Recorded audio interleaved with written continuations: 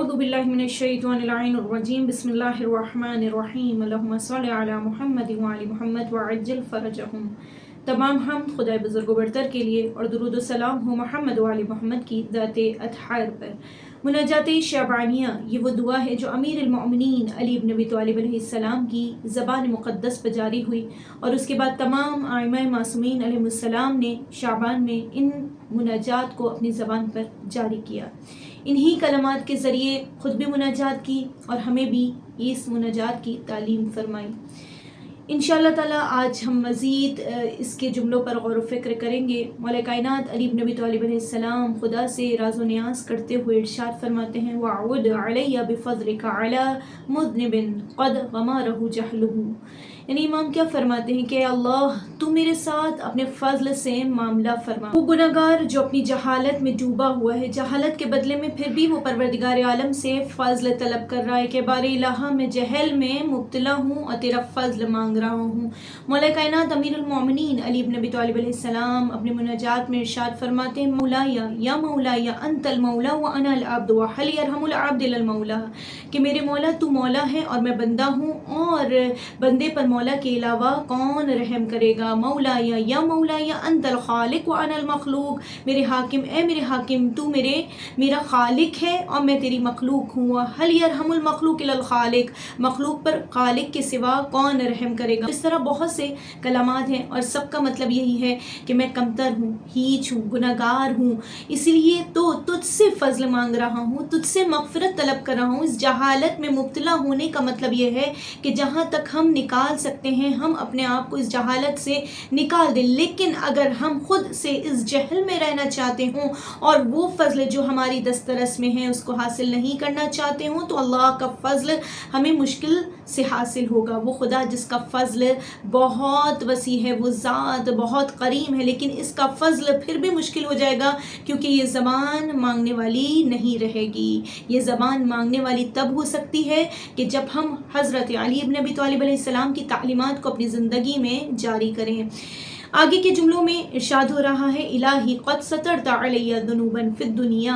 मौला क्या फरमा रहे, मेरे माबूद मेरे खुदा मैं तुझसे मुखातिब हूँ, मेरा खिताब तुझसे है और मैं तेरे इंतहाई करीब हो गया हूँ। अब मैं दुआ नहीं कर रहा, अब मैं नजवा कर रहा हूँ, मैं सरगोशी कर रहा हूँ, कोई ना सुने सिर्फ तू सुने। तूने मेरे सारे गुनाहों पर पर्दा डाल रखा है। दुनिया में मेरी जितनी ज़िंदगी थी मेरे सारे गुनाहों पर तूने पर्दा डाला, मेरे सारे ऐब छुपाए, मेरे बारे में बहुत अच्छी चीज़ों को तूने फैलाया। व अना अहवाजु इला सतरहा अलैया मिनका फिल उखरा। मौला क्या फरमा रहे, दुनिया में एक उम्र गुजारी और मेरे ऐबों पर तू पर्दा डालता रहा, मेरी कोताहियाँ छुपाता रहा, लोग ना जाने मुझे क्या समझते रहे। इन गुनाहों को क़यामत के दिन जब सारे पर्दे उठ जाएंगे, सारे राज खुल जाएंगे, सबको हकीकतें पता चल जाएंगी, इस दिन ए बारे इलाहा मुझे रुसवा ना करना। इस दिन मुझे हिजाब की, इस सत्र की, इस पर्दापोशी की ज़्यादा ज़रूरत है। इलाही इलाही क़द अहसनता इलैया इज़ लम तुज़हिरहा लि अहदिन मिन इबादिका स्वालिहीन। अल्लाह तू वो है कि तूने इस दुनिया में अपने ख़ास बंदों को भी नहीं बताया। साहिबान दिल हैं जो बसीरत रखते हैं, हक़ाइक़ को देखते हैं, उनको भी तूने मेरी हकीकत नहीं बताई, मेरे अयूब को मख्फी रखा। फिर इमाम फरमा रहे हैं, फ़ला फ़ला तफ़ज़हनी यौमल क़यामा अला रुऊसिल अशहाद। यानी इमाम क्या फरमा रहे हैं कि क़यामत के दिन जब तमाम लोग मैदान महशर में होंगे और सब देख रहे होंगे, सब मेरी तरफ मुतवज्जो होंगे, उस दिन ए बारे इलाहा मुझे रुसवा ना फरमाना। सत्तारियत यानी अल्लाह सुब्हानहू व तआला का सत्तार होना, ये अहले बैत अलैहिस्सलाम की दुआओं में हमें बहुत ज़्यादा मिलता है, चाहे वो दुआ अबू हमज़ा तुमाली हो। रमज़ान आ रहा है और रमज़ान में बाकायदा इंशाअल्लाह ताला हम इस दुआ को पढ़ेंगे कि जिसमें बाकायदा ये जुमले मिलते हैं कि मेरे अल्लाह मेरे गुनाहों पर पर्दा डाल दे, तू मुझे हमेशा देख रहा है और तेरे महज़र में मैं तेरे सामने हूँ। अगर गुनाह कर रहा हूँ तो नाउज़ु बिल्लाह ये इसलिए नहीं है कि तुझे कमतर समझ रहा हूँ। एक बच्चे के सामने गुनाह नहीं करता, तेरे सामने गुनाह कर रहा हूँ, मेरे सामने वो बच्चा तुझसे ज़्यादा बड़ा हुआ है, हरगिज़ ऐसा नहीं है। ए खुदाया वो बच्चा जो मेरा कुछ नहीं बिगाड़ सकता, तो मैं इसके सामने कुछ ना कुछ गुनाह कर जाता हूँ, जबकि खुदा के साथ तो ऐसा नहीं है। तो फिर मैं खुदा के महज़र में गुनाह क्यों करता हूँ? ये जो मुझे जुर्रत हुई है और मैं तेरे सामने गुनाह कर लेता हूँ, इसकी वजह ये है कि کہ بار الہ تو ستار العیوب ہے، تیرے عیوب کی پردہ پوشی کرنے والا ہے، اس ماں کی طرح جو اپنے بچے کے نقائص کو چھپاتی ہے، وہ بچہ جو ماں کے سامنے تو کھل کر رہتا ہے، اس لیے نہیں کہ ماں کی کوئی اہمیت نہیں ہے، اس لیے کہ اے بار الہ تو ستار العیوب ہے، یعنی میں تیرے محضر میں گناہ کر لیتا ہوں اور تو جس طرح اس دنیا میں میری پردہ پوشی کرتا ہے بار الہ، قیامت کے دن بھی میرے گناہوں پر پردہ ڈال دینا۔ آیا ان دعاؤں کو سن کر ہم جری ہو جائیں گے؟ نہ عزیزان من، دیکھیں دو قسم کے گناہ ہوتے ہیں، ایک گناہ وہ ہے جسے انسان کنٹرول نہیں کر سکتا، نفس امارہ ہے، شیطان ہے، وسوسے ہیں۔ جب حضرت آدم ایک پھل پہ صبر نہیں کر سکے تو ہمارے سامنے تو ہزاروں دانے ہیں، اور اس دنیا کی انتہائی پرکشش رعنائیاں ہیں، ہم ان سے نہیں رک سکتے، وہ گناہ جس سے ہم نہیں رک سکتے، اور ہم اللہ کی عظمت کو جانتے ہوئے اسے ستار العیوب سمجھ کر چھپ کر جو خود گناہ کرتے ہیں، لیکن وہ لوگ جو اس دنیا میں علی الاعلان گناہ کر رہے ہیں وہ ان میں شامل نہیں ہیں۔ میرے ہاتھ میں آج جو یہ گیجٹ موبائل فون سے بہت آسان ہو گیا ہے، میں اگر چاہوں تو اس سے میں نیکیوں کی ترویج بھی کر سکتی ہوں، اگر میں چاہوں تو اس سے گناہوں کو بھی عام کر سکتی ہوں، اگر میں اس کے ذریعے کوئی بھی گناہ کر رہی ہوں، مثال کے طور پہ مثلا گانا میں نے سنا یا کوئی ایسی فلم دیکھی جو بیہودہ ہے، جو عبث ہے، اور میں نے ایک کلک کے ذریعے اس کو شیئر کیا، یہاں تک کہ اس گناہ میں دوسرے لوگ بھی مبتلا ہونے لگے، اگر میں اس دنیا سے چلی جاؤں تو یہ گناہ میرے ساتھ ساتھ رہے گا، یعنی اس کے چلنے کا جو سلسلہ ہے وہ جاری و ساری رہے گا، اور گناہوں کا وبال میرے گردن پر آتا رہے گا،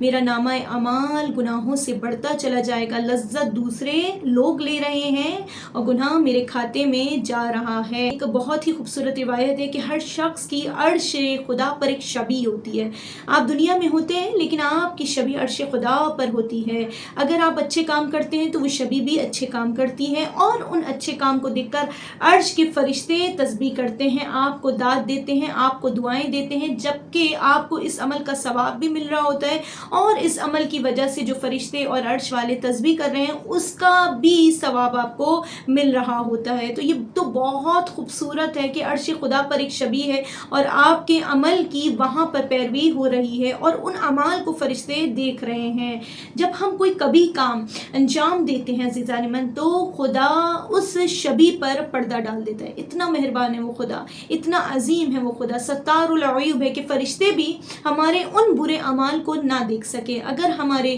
گناہوں سے یہ فرشتے آگاہ ہو جائیں گے تو کوئی دوسرا انسان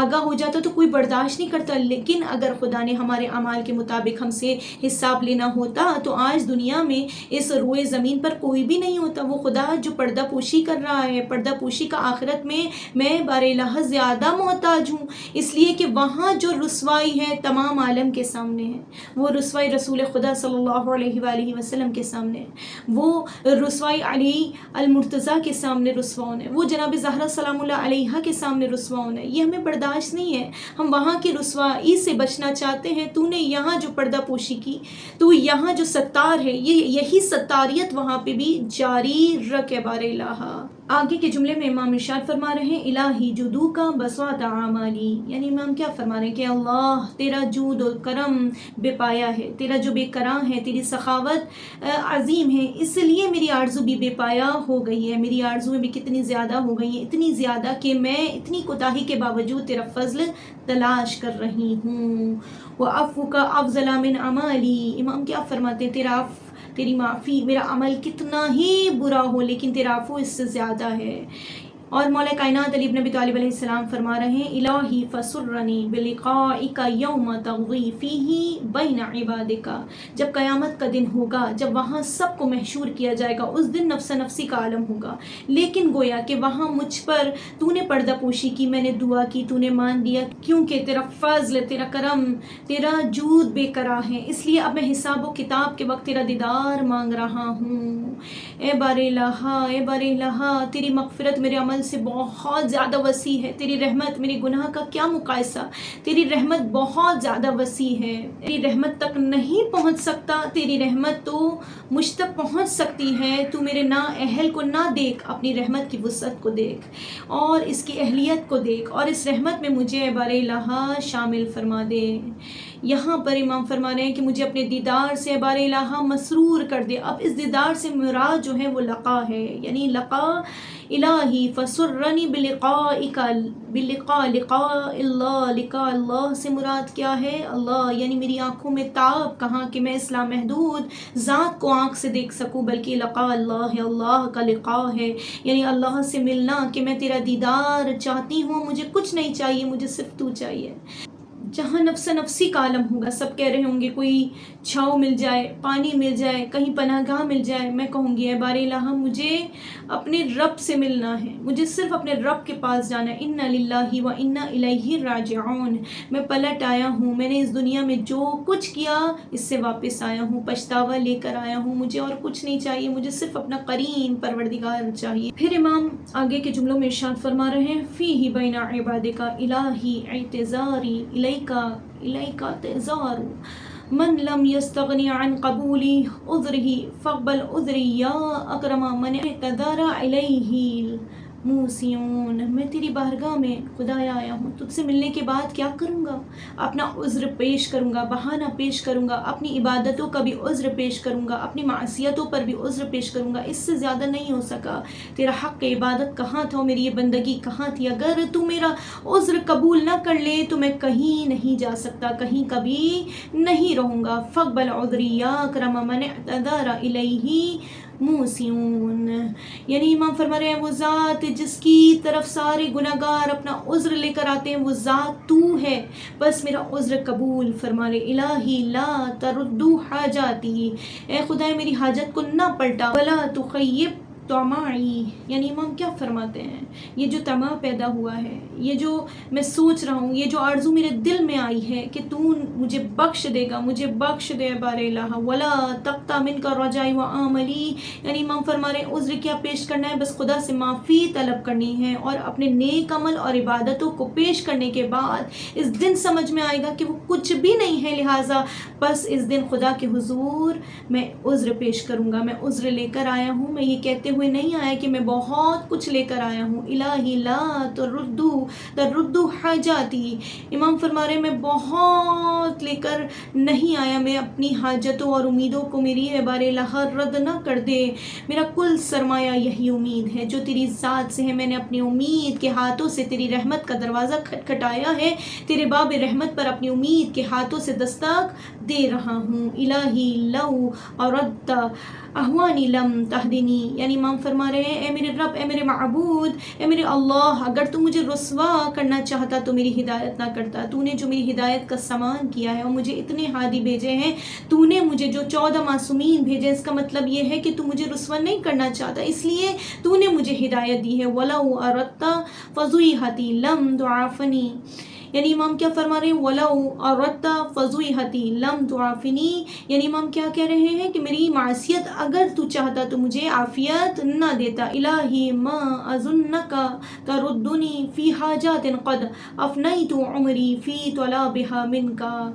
میرا تجھ سے یہ گمان نہیں تھا، ایک ہی حاجت ہے تجھ سے کہ مجھے معاف کر دے،